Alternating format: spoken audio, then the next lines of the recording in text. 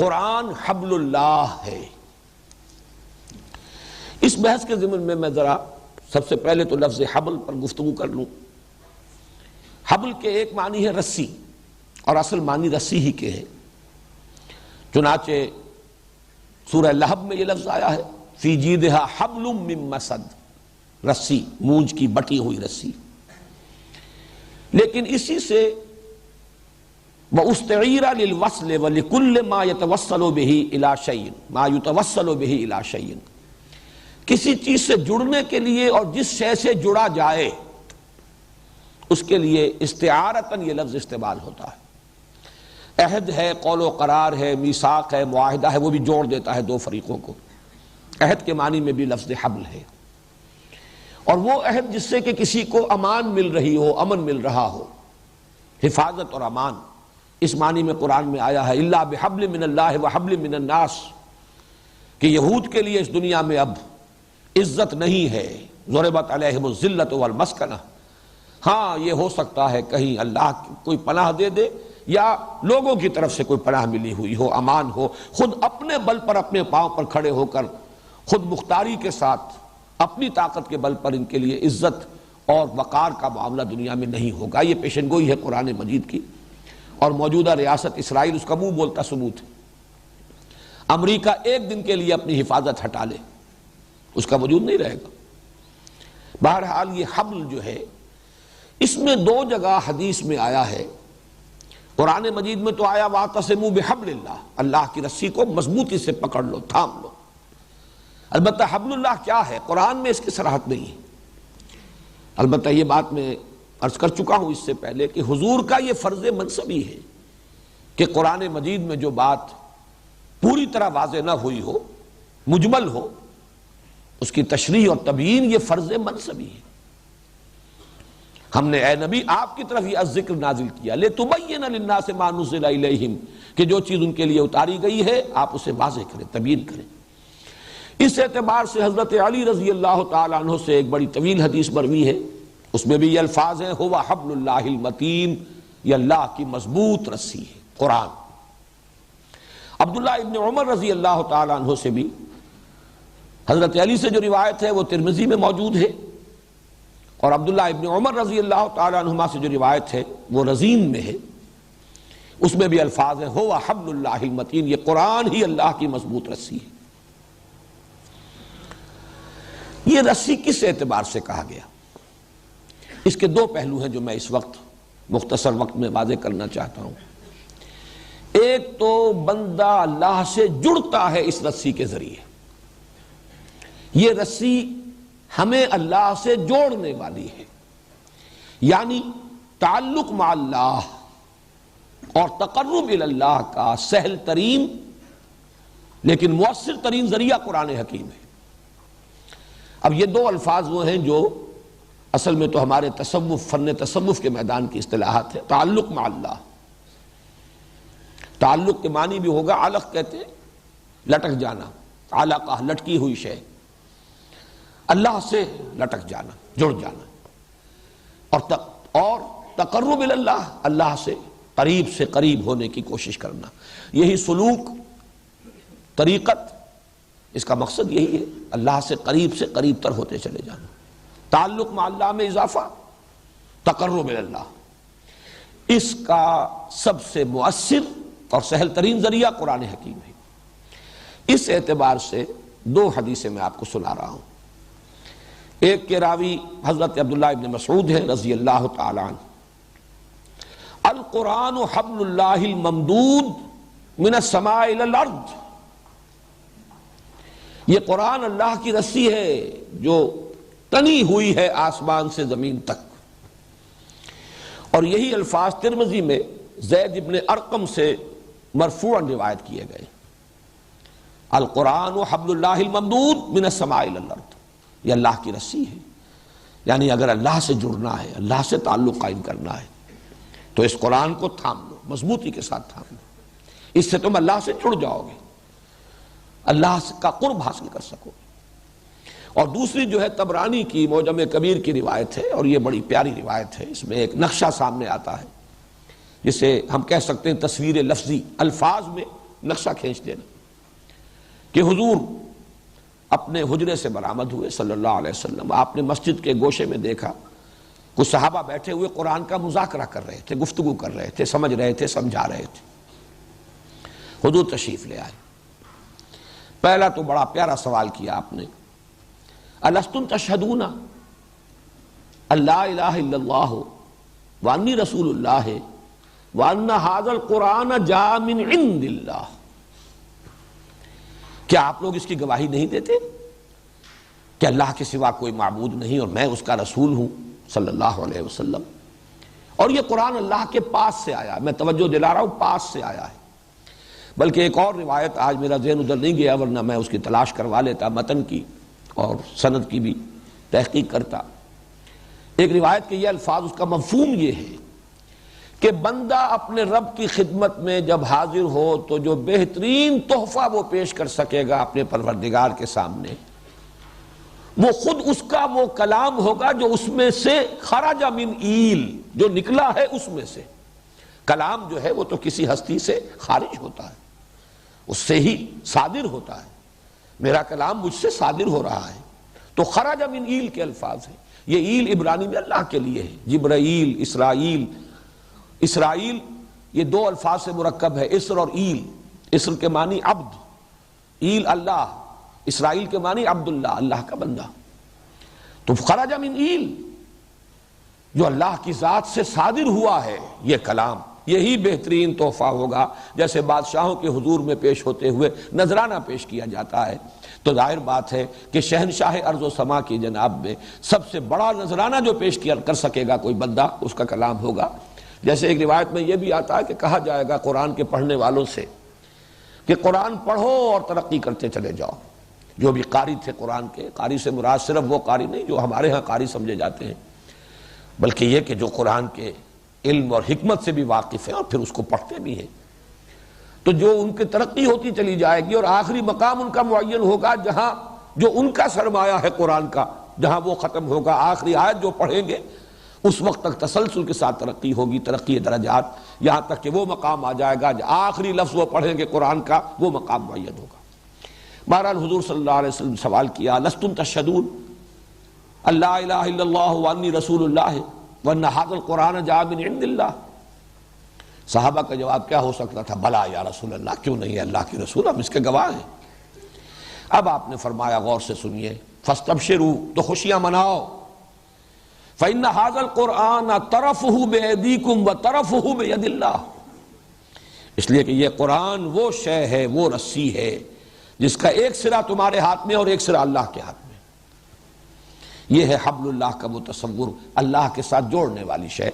اس پر میں اس سے پہلے بھی گفتگو کر چکا ہوں کہ در حقیقت چونکہ قرآن اللہ کا کلام ہے، کلام متکلم کی صفت ہوتا ہے، تو اب اس سے زیادہ قریب ہونے کا کوئی اور ذریعہ ہو نہیں سکتا.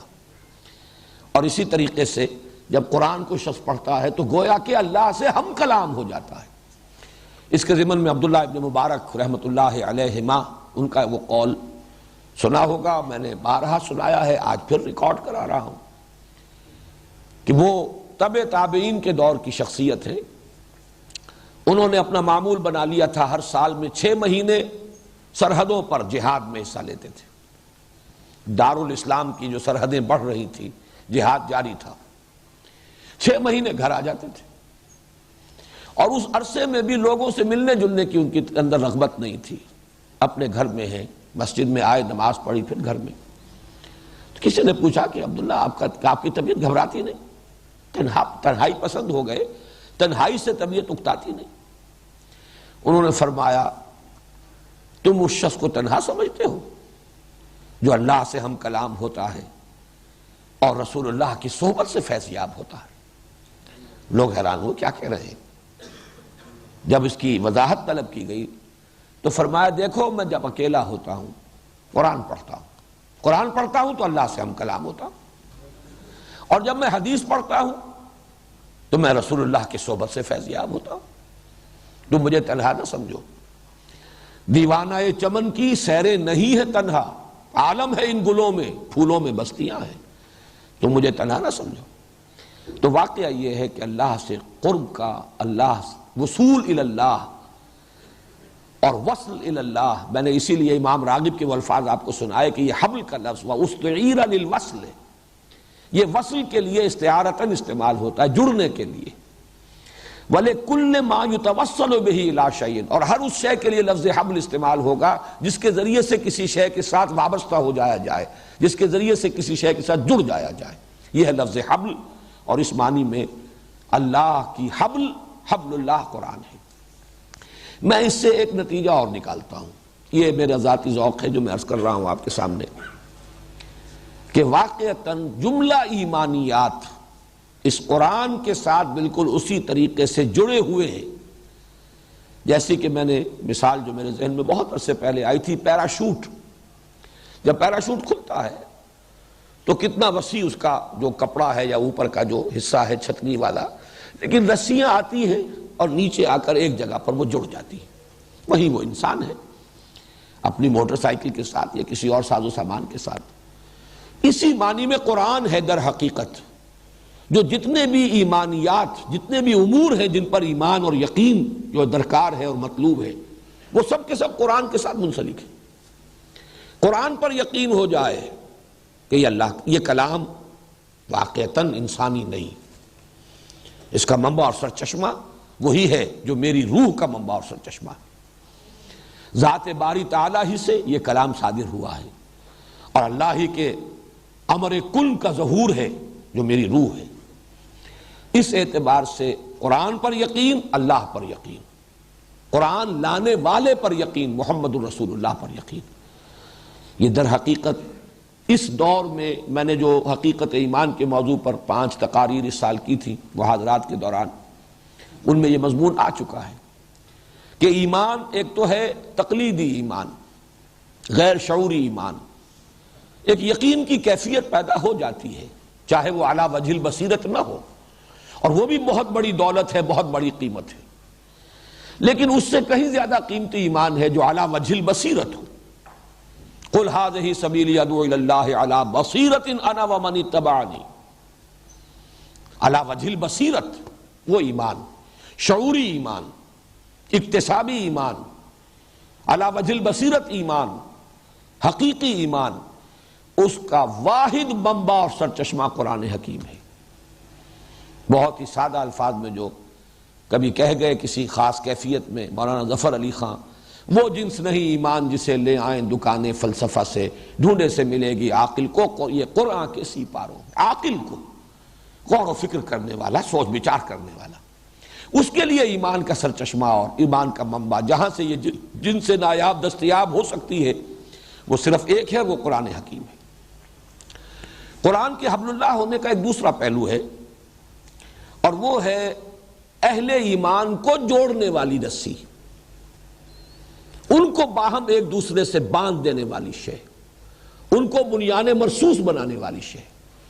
اس لیے کہ قرآن حکیم میں جہاں یہ آیا ہے اعتصام بحبل اللہ، وہاں اس کے ساتھ ہی ہے وَلَا تَفَرَّقُوا وَاعْتَصِمُوا بِحَبْلِ اللَّهِ جَمِيعًا وَلَا تَفَرَّقُوا، اہل ایمان کو جوڑنے والی، بنیان مرصوص بنانے والی رسی قرآن حکیم ہے۔ کیوں؟ اس لیے کہ انسانی اتحاد ظاہر بات ہے کہ وہی مستحکم اور پائیدار ہوگا جو فکر و نظر کی ہم آہنگی کے ساتھ ہو۔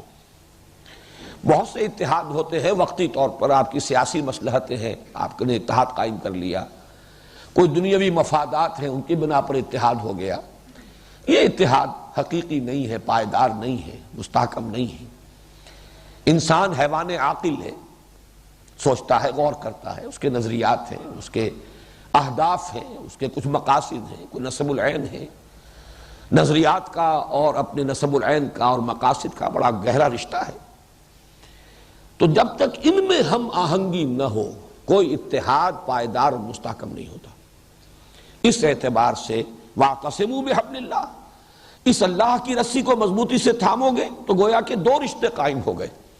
جیسے کل شریعت کو تعبیر کیا جاتا ہے کہ شریعت نام ہے حقوق اللہ، حقوق العباد، اللہ کے ساتھ جوڑنے والی سب سے بڑی عبادت نماز، بندوں کے ساتھ صحیح تعلق قائم کرنے والی زکوٰۃ۔